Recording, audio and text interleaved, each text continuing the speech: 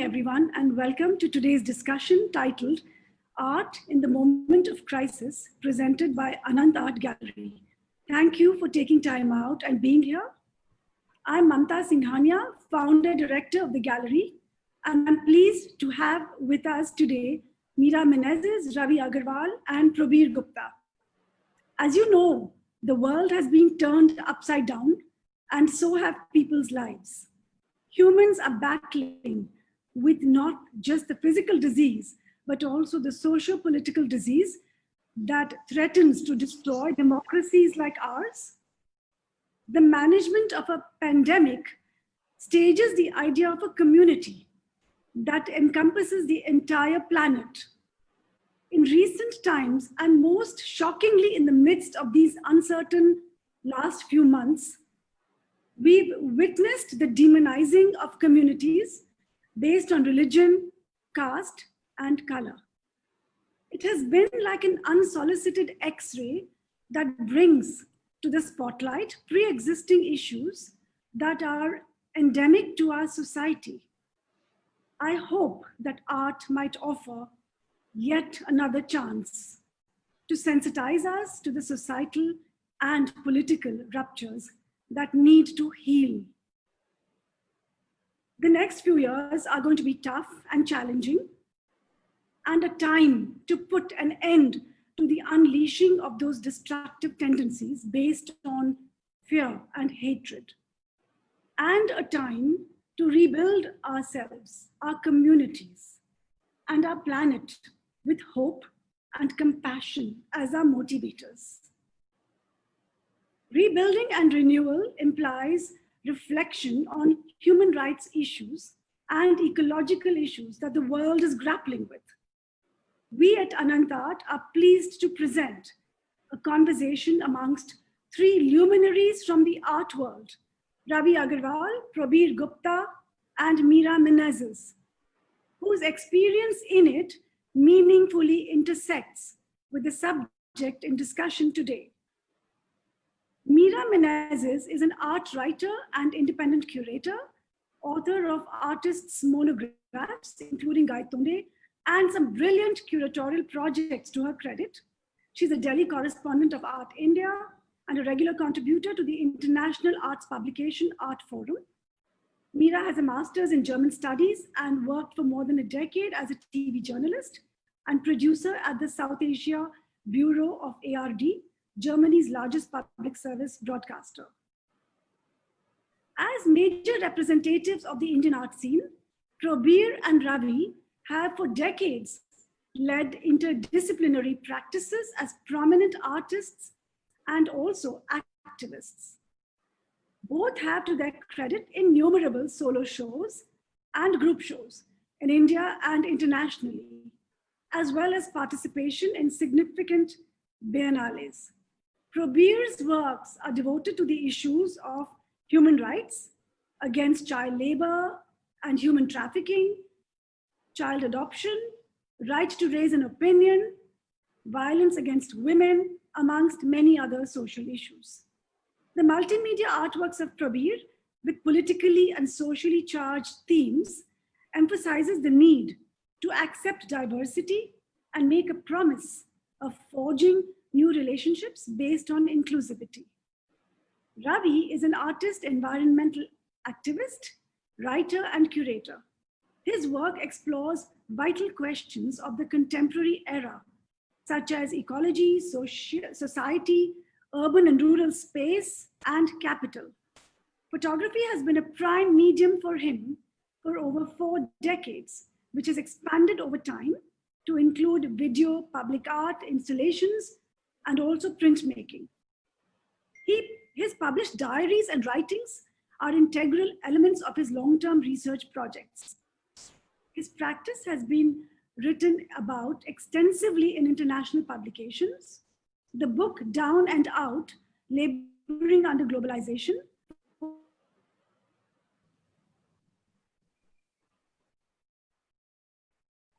the environmental NGO Toxics Link, and has pioneered work in waste and chemicals in India.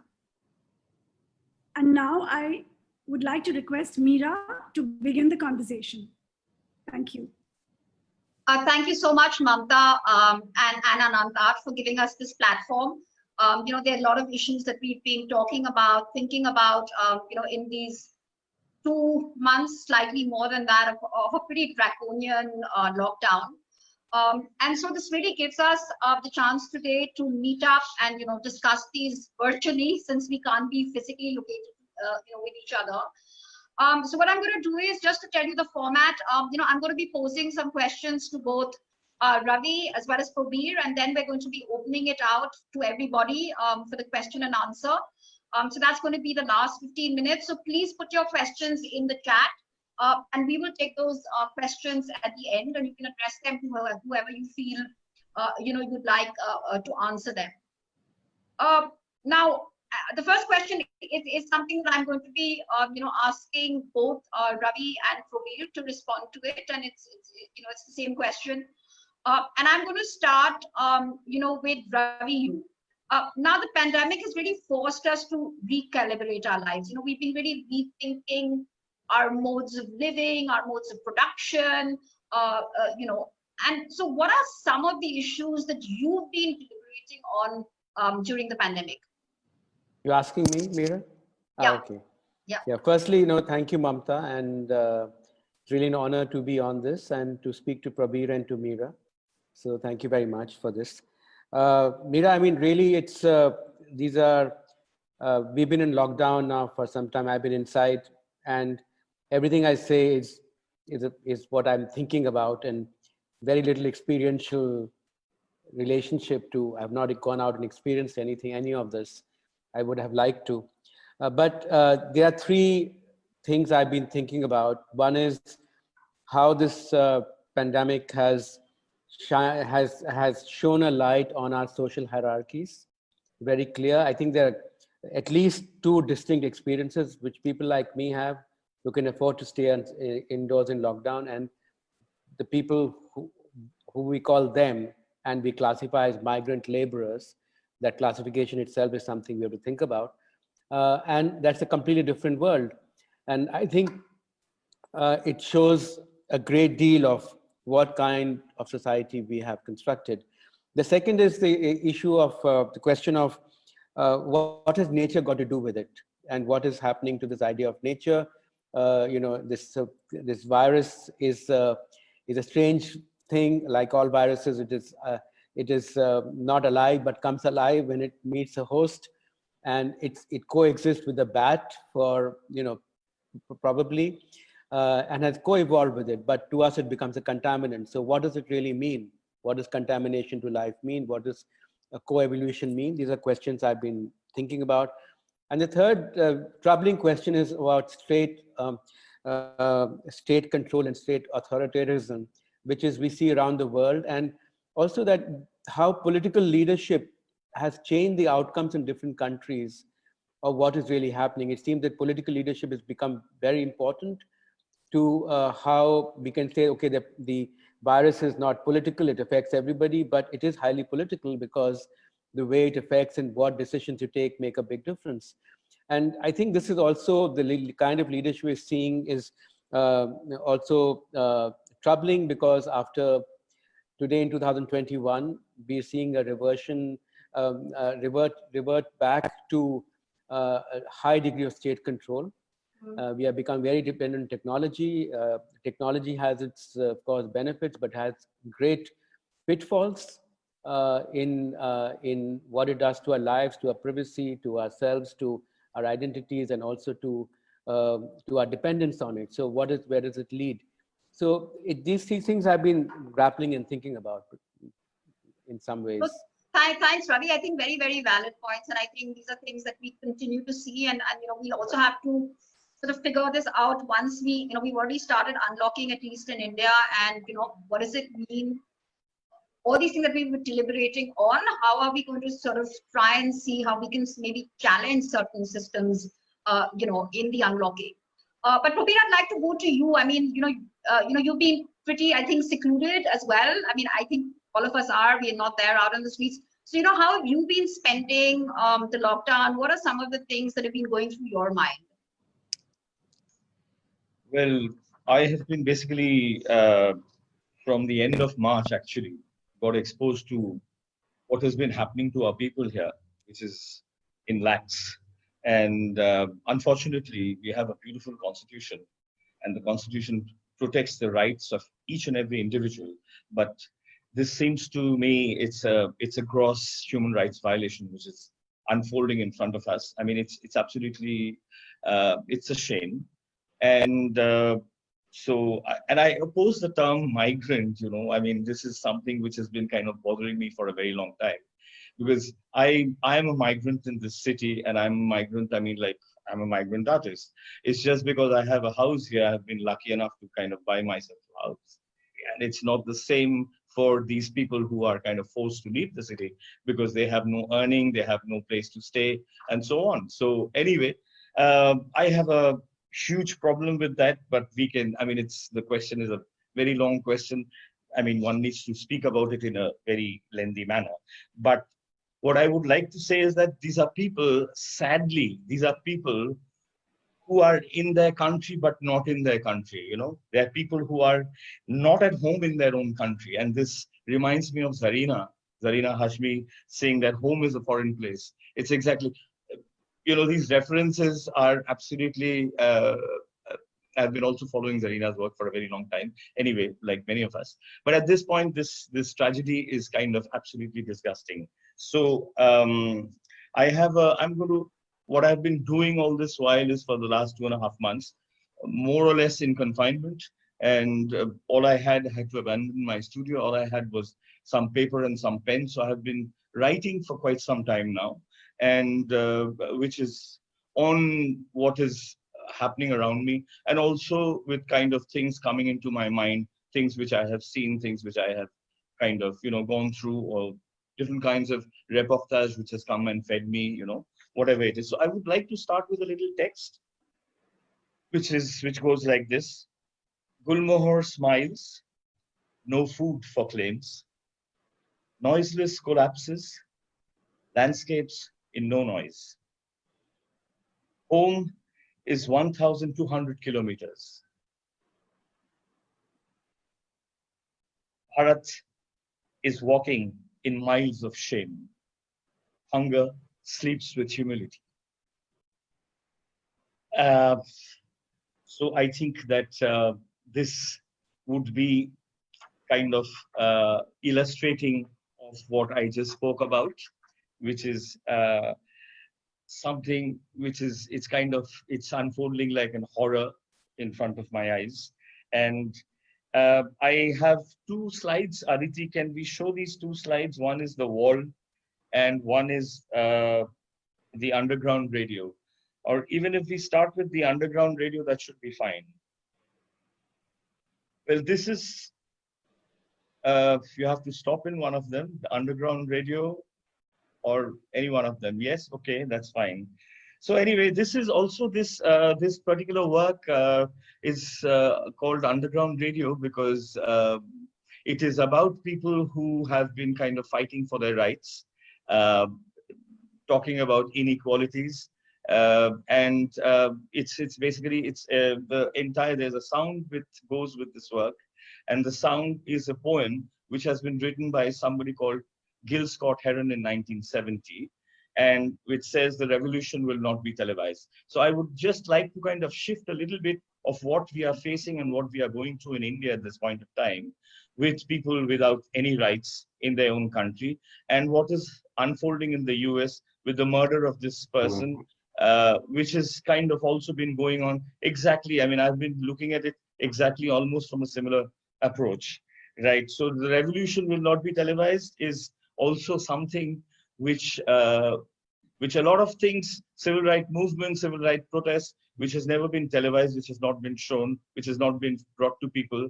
But this time there were kind of banners of protesting masses carrying this placard saying that the revolution will be televised. Thank you. Yeah, thanks so much, Probir. I'm going to, the next question is also first addressed to you, actually. And Aditi, we could maybe show some of the works that Ravi wants to speak about. How do you think artists can address such moments of crisis? And I think you want to do more of an art historical sort of walkthrough. How have artists addressed, moments of crisis in the past? And what do you feel? How do you think an artist can address such moments now? Yeah, I would like to start here with, of course, I mean, my work is, that is how I kind of express my anguish, or my, my manifestations that comes out through artworks, definitely, which has been a long practice.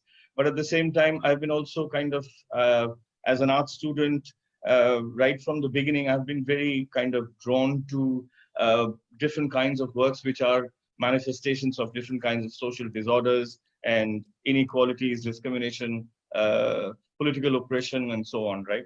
So here, as a reference, I mean, these are some of the works that I have been seeing for many, many years, and I am still haunted by them. And one is Theodore Géricault's Raft of the Medusa. We have the image in front of our eyes. So actually, this is a romantic picture of.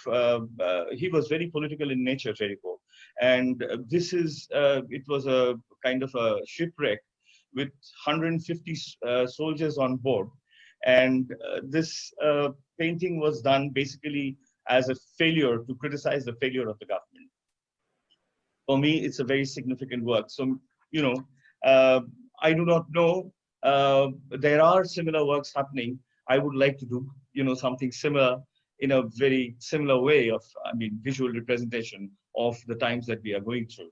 Another work which I would like to mention is also Picasso's Guernica, which I saw last year in summer again, after a couple of years. And now these are images and artists coming as reference points. Picasso as an artist was never very political, never political at all in general in his works. But this is the first work that he painted, and he was kind of requested, and he does this work in 3 months of time. He was living in Paris at this point of time, and the work was shown in the Paris Art Fair. And how this work was kind of the response that they had got from this work in Paris itself, that the organizers decide to kind of make this work travel. And the work travels throughout Scandinavian countries and all over England. And they raised funds through this work to kind of restore or reconstruct, rebuild the town of Guernica, which was bombarded by the Germans. The next slide that I would like to come to is something, again, to do with the ongoing problems here and in the States, which is, I think, in different and in many ways are happening in different parts of the world. This is Manet's Olympia. I was very struck when I first came to see this image. And I think, to my mind, that this is one of the works, an artwork which was heavily criticized with a very political ground, And like, one of the art critics had almost gone that far to say that the black lady's face was painted with shoe polish. Now, it's very evident from this image that you see the inequality, you see the discrimination, and you see the racism, right? And now, with this, I would like to place a photograph which I had taken. Aditi, can we have this? Yes. Now, this is a photograph which I had taken in Paris in 2014, and a very close. I mean, I was first startled. I didn't believe where I was, and I didn't believe what I was seeing. And I happened to be in a very important area, and this is something I immediately clicked a couple of shots, and this is, again, it's like, I would say that I am countering here in a way. I'm countering the image, I'm countering Olympia, and I'm talking about the same things which still continue to exist, the same inequalities, the same discrimination, the same racism, and exactly what is happening in the States. And we all know, of course, that like people in India, when we're talking about our migrant workers, that there are people who are not being looked after properly. Nobody had even thought about their health care. Nobody had thought about their protection against the pandemic. We thought the lockdown was announced in 4 hours' time, and it was all to protect people like us. There's absolutely no concern about these people. So anyway, the people from the Black community in Chicago exactly face the same situation. There were huge amount of mortality, and is exactly for the same reasons, that they were discriminated, they were not looked after, the health system did not care about these people, and so on. Anyway, so the next one I would like to come to is, well, this is from that work, from that photograph. This is what I had built. It's called the Raft. Can you come back to Can you come back to Christo's bridge, the Ponov? Yes. So sorry. These two ladies were seated in one corner of this bridge. And I was a student in Paris those days, in 84 and 85, when one morning I discovered that Christo had come and wrapped up this entire bridge. Now, we were in the right end. On the left-hand side is the Latin quarters. As soon as you arrive on the left, it's a very historical place. It's the Palais de Justice, which is the court, and it's also the Quartier Latin, the Latin quarters, where the 68 students movement happened. Jean-Paul Sartre, then you can go. I mean, I'm just bringing in these references. So for me, it was like, and the color of the wrapping of the cloth that we see, it must have been taken in the evening with lights and all that. It was wrapped with white cloth. So we can move on from there, and we can come to Chico Prasad, who is one of my favorites, and how he and Sunil Jana had been, the photographer, had been commissioned to illustrate and to capture the Bengal famine, which was also completely man-made, created. And I would like to kind of compare with some images which of now. Now, this is an absolutely stunning image of a child, of a toddler who didn't reckon that his mother was lying dead on the platform, and she died of starvation. So these are the kind of compares. I mean, I don't know where we have arrived, how far where we have evolved, where are our senses, where are, what can we do, right? This is another awesome image of people, of workers being sprayed with pesticide. In which country in the 20th century can this happen? I do not know. I'm kind of absolutely crazy. So we'll go, but I think I can speak on and on, because these are images which, yeah, this is what people are facing here at this point of time. The brutality of the police, absolutely no control, like absolute dogs in uniform, brutalizing the people here. This is, I mean, I couldn't find an image. There was an image that there were these workers in UP. When they arrived in UP, they were kind of locked in a cage-like situation where there were hundreds of them, which is, we were talking about social distancing here, and here we put them in a cage, which, I mean, absolutely almost no room for them in a suffocating situation.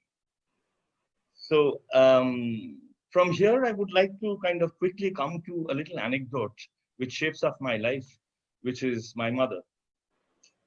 She had fixed up a teacher for me, and who would come and teach me, give me lessons, help me with my studies and my homework in the evenings.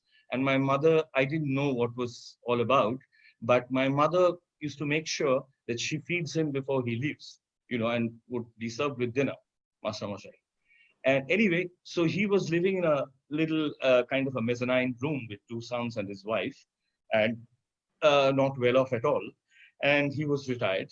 And suddenly he passes away. And my mother called me and almost gives me an order that call for your friends, go and speak to your friends in the locality, in the Para, we say in Bangla, and mobilize funds, go door to door and mobilize funds to cremate this gentleman, So that is how he was cremated. And it's a huge lesson. I can't use the word satisfaction, but it gave me suddenly a lot of peace and a lot of force to kind of go ahead in my life. And that was a point when I tell myself that I'm going to paint and be a social worker at the same time. Right. Thank you. No, thanks, Probir, for sharing that. Ravi, and what about you? I mean, how do you think artists, Probir has taken, shown us the art historical, how artists have typically sort of, addressed these moments of crisis through their work. How do you feel that, an artist can address such a moment? So just to add to what Probir has said, I think for me, we can think of the question of art at a second stage, but the question of being in the moment, of being as a human being, as a citizen responding to something, is the first response I have to something. And for me, you can decide later, Meera, as an arbiter of art, that whether it's art or not art. So, but I think there have been so many instances. I think there's a temporal and a spatial idea. For example, Probir talked about Picasso's Guernica, and of course, it had a very particular reference to the Spanish situation, but also it then spoke to a larger, over time, spoke to a larger condition. And similarly, in some ways, many images have had very immediate impact. For example, if you remember the image of the Vietnam War, of this girl running out from the napalm bomb and stark naked, or the other one in which this guy is trying to shoot this man, both from they changed the course of the war because the public outcry they raised. Or even the images now. I mean, look at the image of George Floyd being killed, so there have been, or the image of this child who was found dead as a migrant refugee of the coast, in the Mediterranean coast, as a Syrian child. Images have had huge impact on public consciousness, and I think sometimes images, what we do takes time for the impact. They become a commentary of the moment. They become a marker of the moment. And I think for me, it's important to be really concerned about, or really be involved in what's going on, and then react to that, and then see what that is. It's like art also speaks. What you might call art is the process of creating something, also reveals myself to myself, how I am reacting. So it's also a surprise to me what I might come up with, in a sense. So artists have a very, or those we call people, I mean, who is an artist is another question, but those responses have a very important part of marking human time, I think, and making us come to some kind of realization of what's going on. How do we think about this? Like a poem does. It is of the moment, yet not of it, in a sense. And I think that is all creativity, is all creative responses are very critical to mark a certain kind of human value in that moment, because we're reacting to something. So that's how I would sort of try and respond to your complicated question. Yeah, and I mean, you're talking about, you address this first as a human being, and the whole thing, I mean, of an artist, the artistic response might come later, but really the first reaction is really how do you respond, in a very human way.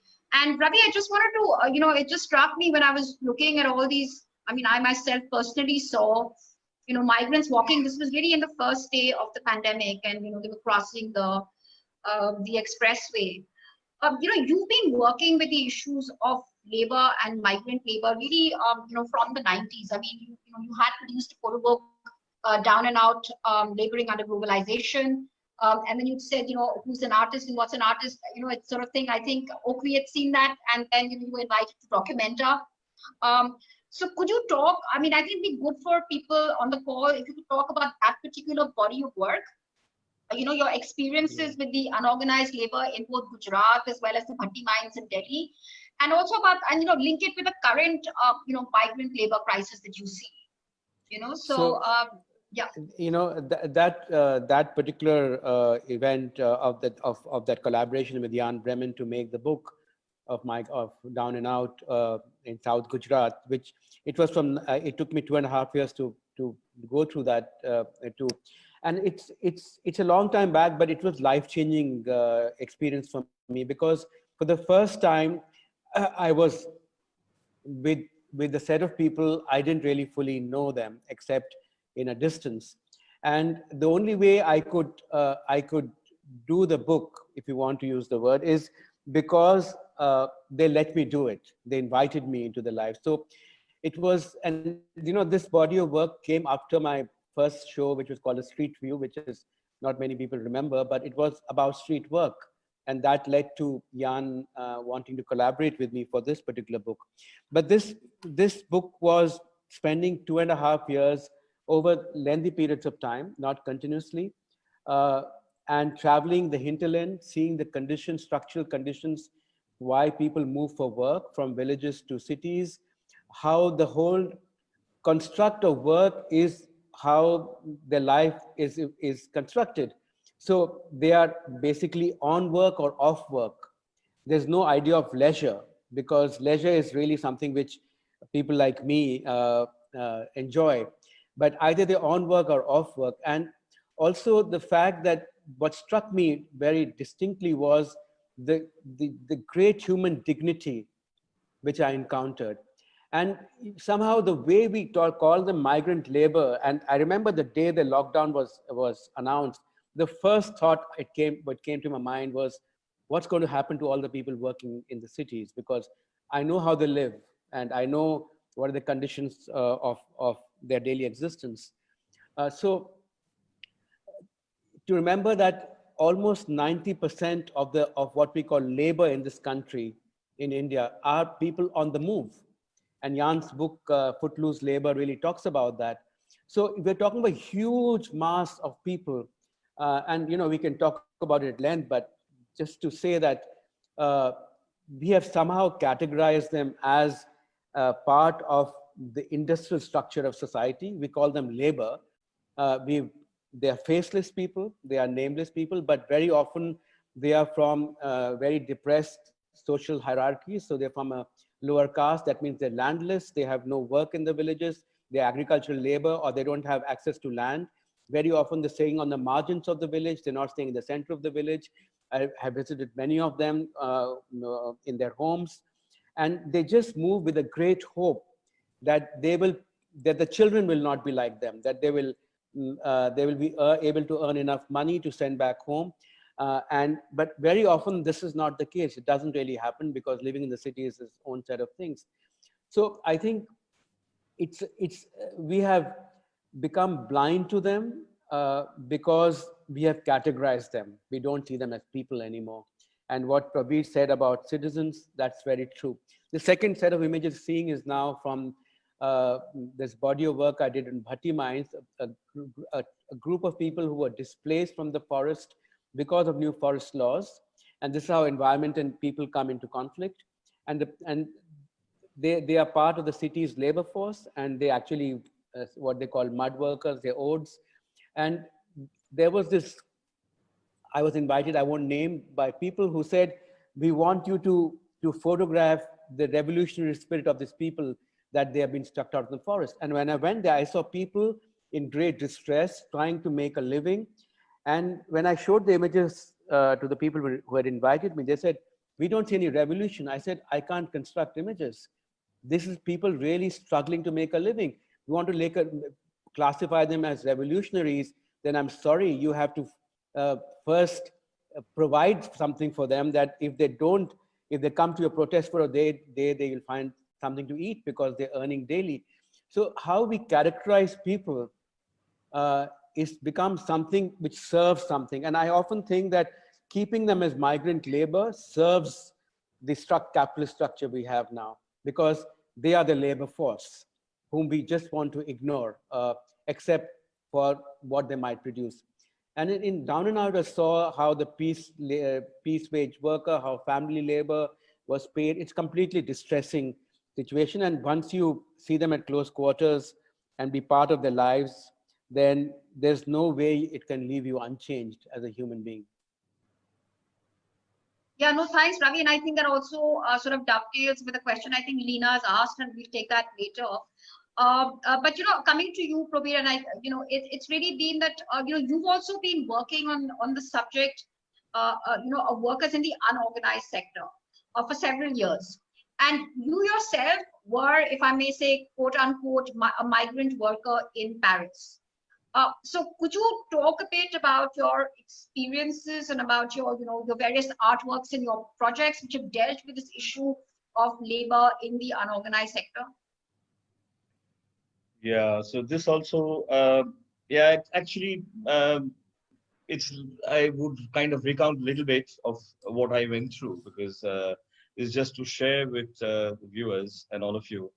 It's actually, it has helped me to internalize a lot of things, which is to say that after 5.5 years of my stay in Paris, when I got back, I would only be looking at, because I was staying in South Ex Part 1, and I was close to almost touching Kotla Mubarakpur. And I came into contact with people making these matkas and so on, right? And a lot of others. And the lady who came to work in our house would also come on all 7 days, and a widow had to feed her children, and would also come on public holidays. Till a point I said, I will not open the door to you. Anyway, I was, from the time of my return, it is because that what I had been through during those 4.5 years, my fellowship was just for 1 year, that it only made me look at these areas of people with hardships. And one little anecdote is that I was kind of without my fellowship, and I was kind of looking for a job. And I had to also kind of move out from the university campus and looking for a cheaper accommodation. And this is something which I recount still now, which it gives me, kind of makes me feel really bad and sad. I went to a northern suburb of Paris called Drancy, which happened to be a concentration of people from Jewish origin during the Second World War. People came and settled there. It's between Paris and Roissy, Charles de Gaulle Airport. Anyway, and I was led to this house of this Jewish lady who lived in the ground floor, had a nice, lovely, beautiful lawn in the front. And the room on top was a room with one, as soon as I entered, the first thing which hit my eye was a little basin, a little window, a bed, and on the corner, right in front, which I didn't even notice, right in front of the entrance, there was this WC. And I said, oh my God, I have to live here? So it's a crazy kind of, so it was really, it pushed me to my blues, absolutely. So on my way back to Paris in the metro, I started connecting with things that as a student I've been going and doing outdoor sketches and so on. And it takes me back to an area called Mathurpotti, which is next to Newmarket. And Mathurpotti, in the sense, the people who clean gutters and toilets in the nearby shops and offices and so on, right? And the place used to stink absolutely constantly. The children would sit there. There were no toilets. And there was a dead tree. And that was the first point that I penned down, which was years back, which was about going and painting the dead tree in green. So anyway, from there I moved more to kind of, and also next to this Mathurpotti was also the bird market and the animal market. There were these kind of exotic birds and animals being sold. It's a market for that in claustrophobic cages, absolutely. So it was kind of somehow, metaphorically reminding me of that room which I was just shown. And, so I'm going to read another text from here. I'll call them text. I won't call them poems because they are texts. And I would be kind of in future probably making, some work from here, or maybe not. But they're just texts reflecting on my existence at this point of time during the lockdown. So it goes like this. Surreal loudspeaker, wrapped in white, unseen, unheard, in empty stomachs. A blind spring is a king. He doesn't see, he's naked. I'll go for another one, which is a slightly longer one, which is, on one hand, I'm talking about, which is reflecting the situations, the difficulties of the people fleeing from here, the exodus. And the other hand is also the kind of communal divide which has been going on in our country for such a long time. And so this one is on the other one, which is on the communal lines. Helpless I closed my door. Declared a foreigner, a retired army officer, Sanaullah, sent to a detention center. Pukar, Bismillah, call my mother. I would just like to explain a little bit. Pukar is Bismillah, one of my favorite musicians from Benares, the Shanai player. Every early morning, he would go to the banks of the Ganges and call the mother and offer his music to his mother. That was calling the mother. So here, and also the Muslims, before they eat, they use the word Bismillah. So it's Pukar, call the mother, call my mother, to who will say that who I am, that I am a son of the soil. It's because of his identity. Anyway. The well inside my native self are my deep interiors, inside my cities in my boat of nosophobia. Grease, abolish, annul, abrogate, erase. Obliterate are synonyms. My sanctuary, my history has lost her roots. We will become as dry as a bone. Pukar, Bismillah, call my mother. So I think. Yeah, thanks, Probir, for that. Do you want to quickly just, because I want to turn it, and I know that we're short in time. Would you like to talk about the metro workers? And Aditi, maybe you can bring those slides up. If you can quickly just go through that.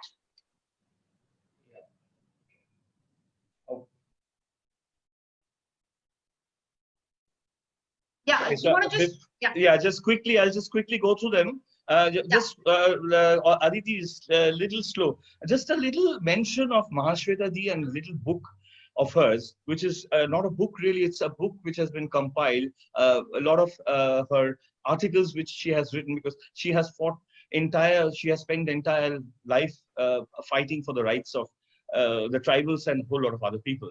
And there were a whole lot of cases that she fought.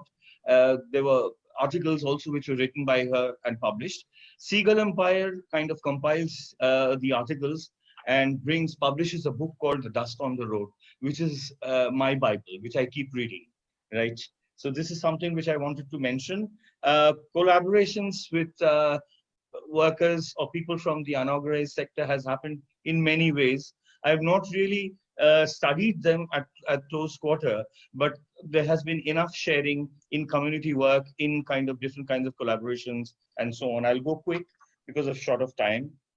I have done 14 workshops, which is also to sensitize young adults from school and university on very important social issues. So, which is like, child labor, adoption, violence on women.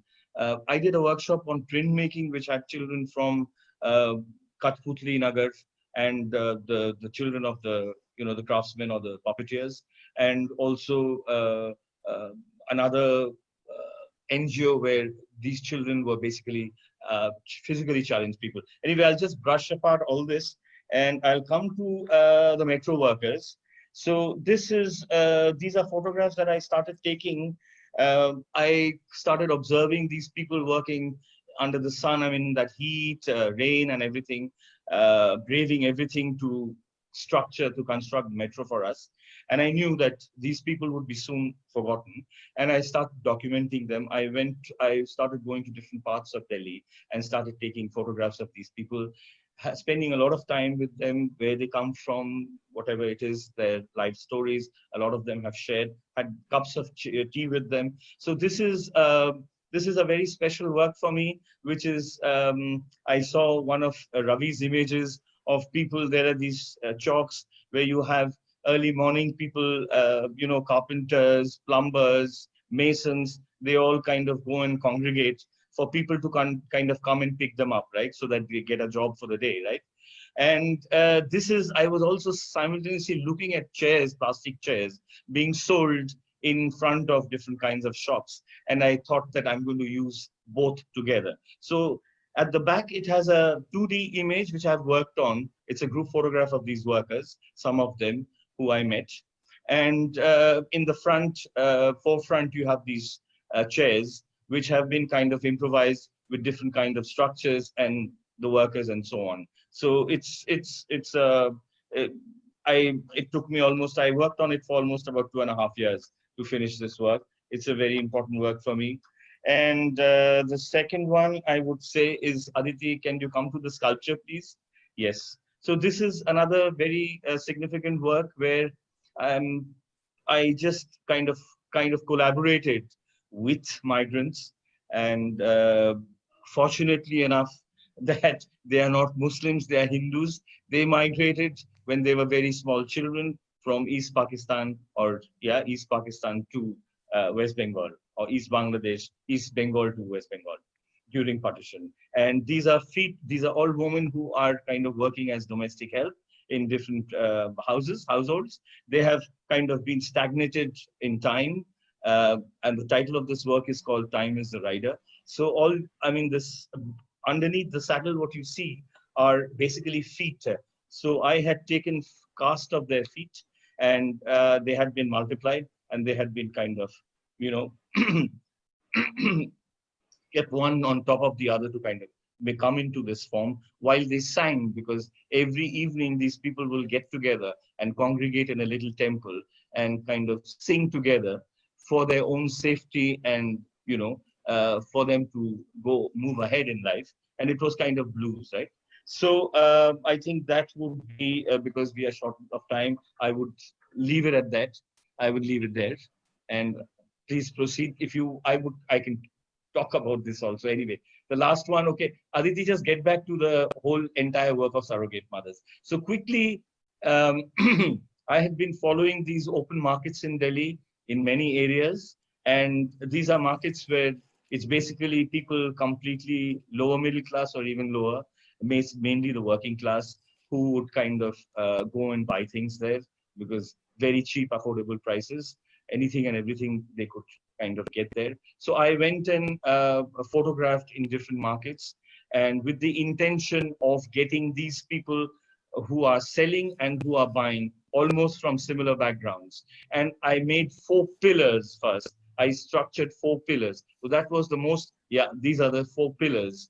And this is the main work. The entire work is based on the pillars which I'm creating with these people, that they have been our pillars and they will continue being our pillars. And also kind of I come back to a marketplace where a different form of labor which has come into existence, which is again has not been, nobody wants to speak about it so far, unorganized sector, which is people renting mothers, I mean hiring women to bear a child for them because they cannot. So on top there are these 3 signboards which says Kiraye ki Kok, and it's one is in Bangla, one is in Hindi, and one is in Tamil. I think I can't, because we have a shortage of time. Please move ahead from here. I'm sorry if I've taken too much of time. Sorry, Ravi. No, it's great to see all this. Meera's disappeared. Meera, you there? Ravi? Yeah, I couldn't hear you. Meera, you disappeared. Yeah, Ravi, can you hear me? I can hear you. Yeah, okay. I think my internet is slightly sort of, may have been a glitch. Ravi, I really want to come to you because, I noticed that we're short in time and we have a number of questions which have been posed. Yeah.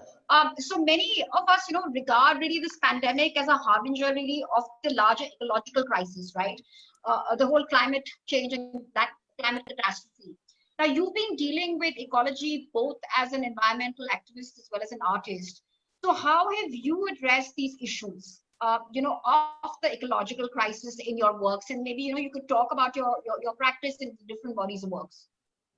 So I'll just say that this is a sort of long, complicated question to answer, but I will, in a nutshell, tell you. Of course, I have this whole critique about the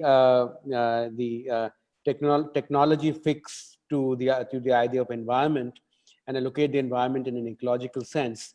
So I think the works which you see now called the Shroud. So what I'm really interested in more, besides a critique of why we are in this today, because I feel that the reason why we are in today, despite all this technology around us, is because there's something fundamentally not going right. We have more extinctions than ever before. We are destroying ecosystems. The people, the marginalized people are getting more and more marginalized. And those whole ways of life are disappearing. So I'm really, as an artist, my questions about what is the idea of nature? How do we think of nature? What is our relationship to nature? Who are we with nature? So those are the kind of questions which I also posed when I said, what does contaminant mean? What is the virus? Is it natural or unnatural? Is it something which is part of evolution or not part of evolution? The first image is, so if we go back to the first image called the shroud, that is an image, part of the last image I took in my work called Alien Waters. And it is really about the ongoing temporality of the self, and also about the idea of life and death. So this is this one image, but there are also 24 other images called immersion, emergence. And so it's from that query. The next one, which you just saw, is one of the iterations of my work with Sangam poetry. When I was working with Tamil fishermen for about 2.5 years or 3 years in south of India, it was my encounter with Sangam poetry. And this phrase you see, this poem you see, is from an Akam poem from the Sangam text. And the interesting thing about Sangam poetry and landscape and the human relationship to nature is that the landscape is the backdrop in which human life appears, or the drama of human life takes place.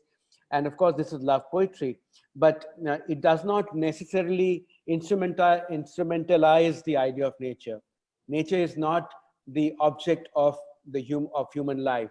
And there is a particular kind of relationship which gets evoked, which I'm very interested in saying what is the kind of relationship we can have to nature, and how does the idea of nature appear, and is nature something homogeneous out there, or it is produced by our very interaction with it. So these are the kind of ideas which I work with. And this particular image is from my work with the idea of extinction. It was shown in the 48 degrees C public art project in Delhi in 2010, I think. And it's about the idea of extinction. As a bird watcher, I have been photographing vultures. And as you know, the South Asian vulture is now almost decimated from a population of 40 million.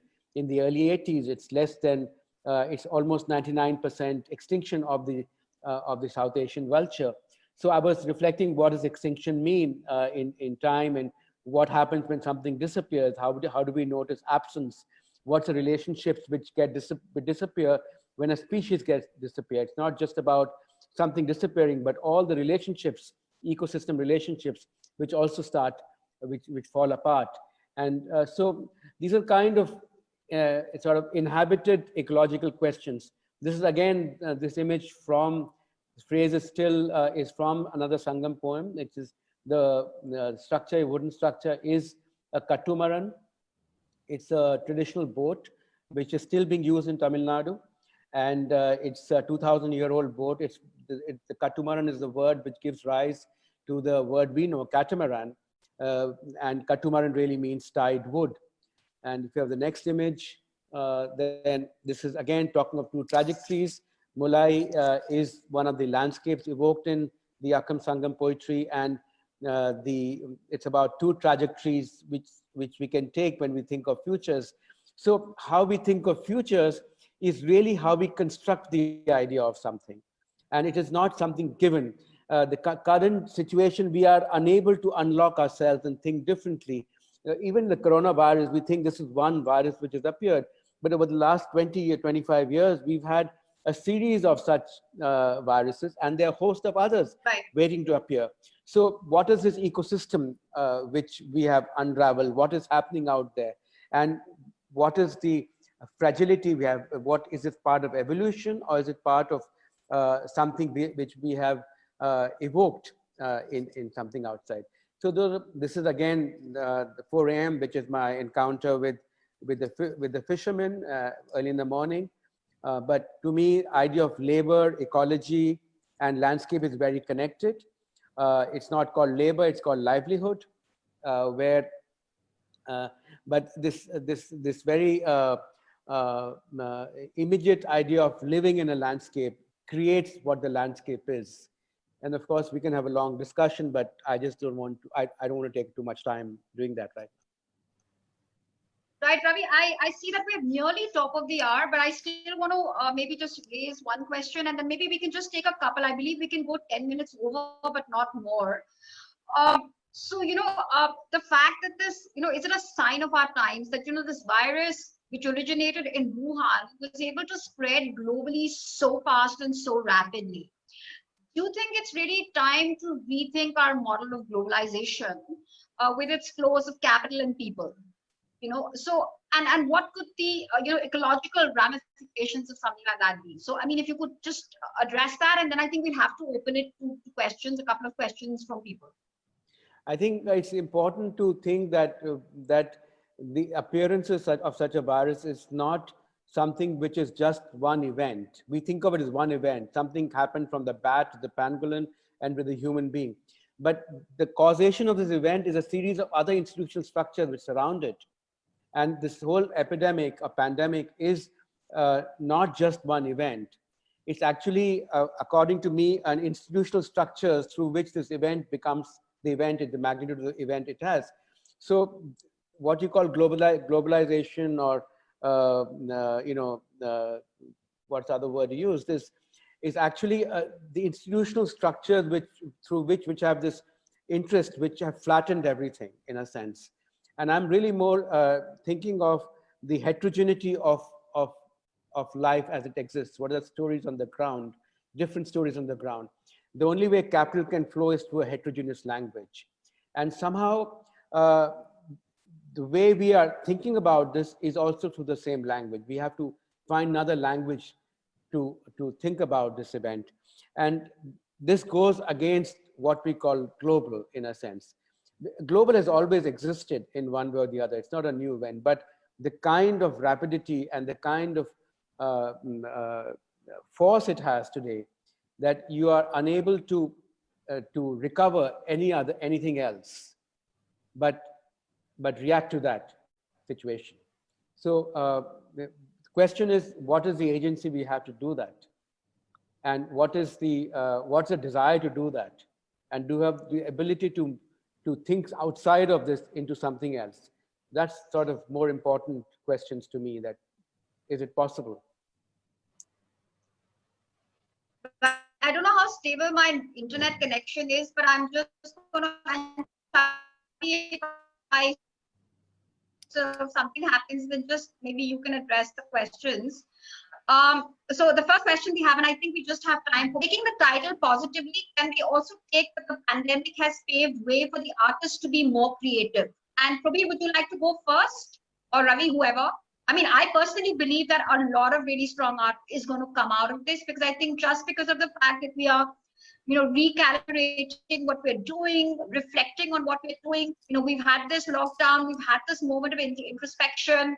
But yeah, I mean, can you think of it more positively? What is the creative potential of such a moment? Ravi or Probir, whoever would like to go.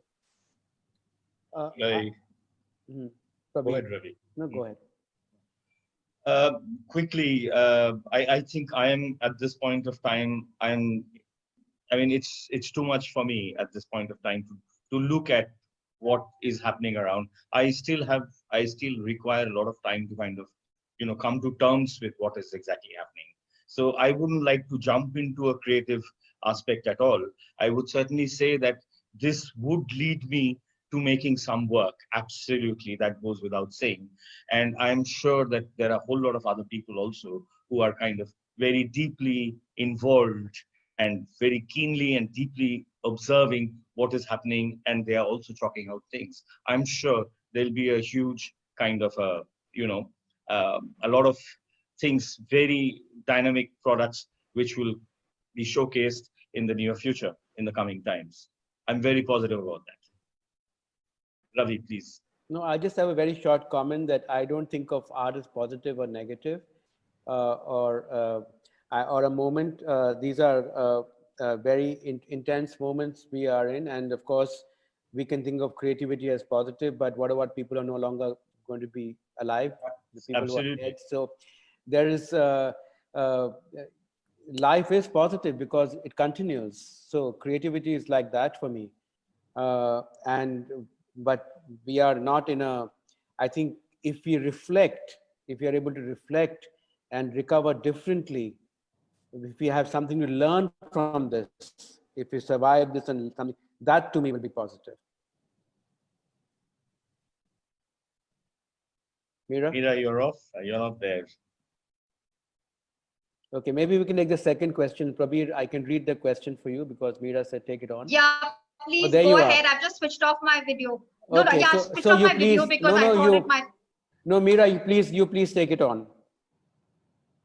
Yeah, okay. So the second question, let's just take this, and this is Lina's. So taking what Probir said about the work migrants, maybe Not, better to say stranded citizens, stranded labor, and because both artists use photographic. can't hear you. We've lost you, Yeah, Meera. so the question you can read, Probir, I can read it too. I think everybody can read it. About reframing them as stranded citizens, stranded Indians. And what do you have to say about that? And what is the role of the media currently and citizen reporting, which can Oh. turn insensitive? It's about the ethics of image making, I think. Yeah, I think all our responses is about ethics in some way or the other. I mean, whether it's creative, absolutely, I totally agree with you, Ravi, in the sense that when we see something and we are kind of hit by something, it's not, we don't think about creativity. We are kind of thinking of expressing ourselves. It's a research, observing and looking around it for a long time, taking our time to kind of come to an understanding that how do we represent, which is a very important situation, that it needs to be in kind of, I would say rather, how do we document, not by avoiding to use the word creative, how do we document these situations? Now, the media is documenting, which is they're doing a fantastic job. I'm proud of the democratic role being offered to us. I mean, being played, I mean, being allowed to the people from the media. Whatever I am reacting to, whatever I'm seeing, it's thanks to them. And I think, yeah, let's. I don't know. I mean, I'll wait. I don't want to come to any conclusion at this point of time. It's a very serious matter, and I would only like to say that these people will be coming back. When they're required. They're already builders who've already made the statement that they would like to fly the workers back. Right now, would they have the right to kind of build something change? It's also, it's a time of reconciliation. Can we say a sorry to these people? Will we ever have the kind of heart to say a sorry to these people of what they have gone through? So that's where I would kind of look at. Yeah, I mean, on the contrary, we are trying to demolish all labor laws. We are trying to demolish the basic security which they don't have, but which they should be having, but including minimum wages. So we are trying to actually make the situation worse, making them more into objects of work, really, and not. So we are going Raw back in time, materials. in a sense, and I think that the question is also structural. No, it is not a question of just people. It's how the economy survives. I mean, this is every brick which we use in a house is made in brick kilns where these people work. Yeah. So it's literally the foundation of the country, in a sense. And they're faceless. They have no protection. They don't have even minimum wages. Often women are exploited. So where are we going to start? And probably saying sorry means doing the right thing after that. So I think there's a whole politics of structural issues involved in this, and it's not just an event. It's a reflection of a deep structural divide we have in the kind of economy we have created, I think. And the idea of ethics is very critical, I think. I mean, in many cases, I often wonder that while people are photographing these migrant workers from their cars, should they not be just giving them a lift and taking them somewhere or doing something more? So that role has to be first.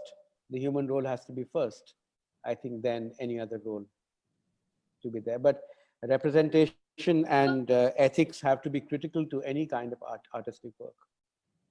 Can I take this opportunity to make a little appeal, in the sense that I'm going back again to what is going on in the States, that people from all walks of life has decided to come out and, say sorry and regret what is on, and, trying to fight for the revival of rights for everybody.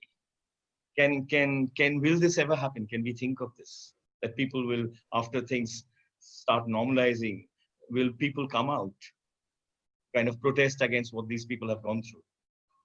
They're like objects. They've been used like raw materials almost. Crazy. Sorry. Meera? Yeah, I was just going to say that. Can you hear me? Yeah. Yeah, okay. So I think, I was just going to say that my internet connection is a bit unstable, so maybe I'm not sure whether we can hear you. You can hear me, okay.